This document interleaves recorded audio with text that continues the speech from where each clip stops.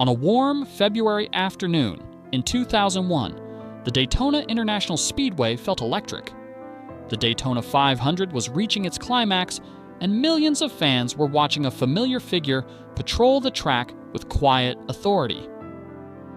Dale Earnhardt Sr., known simply as the Intimidator, was doing what he had done his entire career, controlling the race without needing to lead it.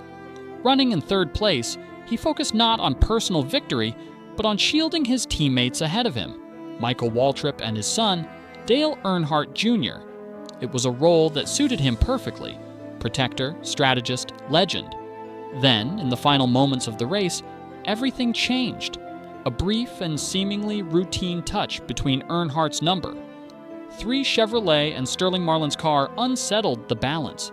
In an instant, the black car spun, slid across the track, clipped Ken Schrader's vehicle, and slammed headfirst into the wall at tremendous speed.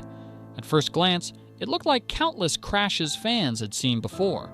But this one was different. When the cars came to rest, silence replaced celebration. Dale Earnhardt had suffered a fatal injury. The sport lost one of its greatest champions in a matter of seconds. The shock rippled far beyond the racetrack. Earnhardt wasn't just a driver, he was NASCAR's backbone, a symbol of toughness and authenticity. His death forced the racing world to confront an uncomfortable truth.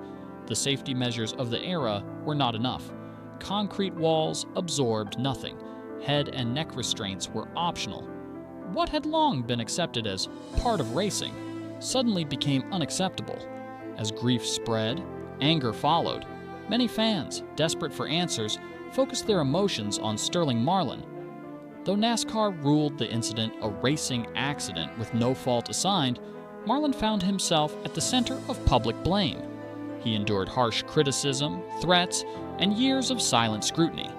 Rather than respond, he withdrew, choosing restraint over defense. For him, speaking out felt wrong, while a family mourned and a sport reeled.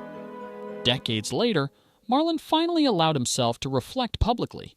His words were not defensive or self-serving.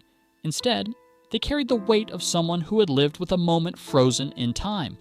He spoke of regret, of replaying the incident endlessly, and of his belief that nothing about that moment was intentional. Above all, he spoke with respect for Earnhardt as a competitor, as a father, and as a force who reshaped NASCAR. From tragedy came transformation. Earnhardt's death became the catalyst for sweeping safety reforms. The Hans device became mandatory. Safer barriers replaced unforgiving walls. Car designs evolved. Lives were saved. While the loss could never be justified, its impact reshaped the sport forever. Today, Dale Earnhardt's legacy endures not only through his records and championships, but through every driver who walks away from a crash that once might have been fatal. His influence lives on in his son, in the fans, and in a NASCAR that is safer, stronger, and more unified. The final lesson left behind is not about blame. It is about progress, a reminder that even in loss, purpose can emerge, and that legends never truly leave the track.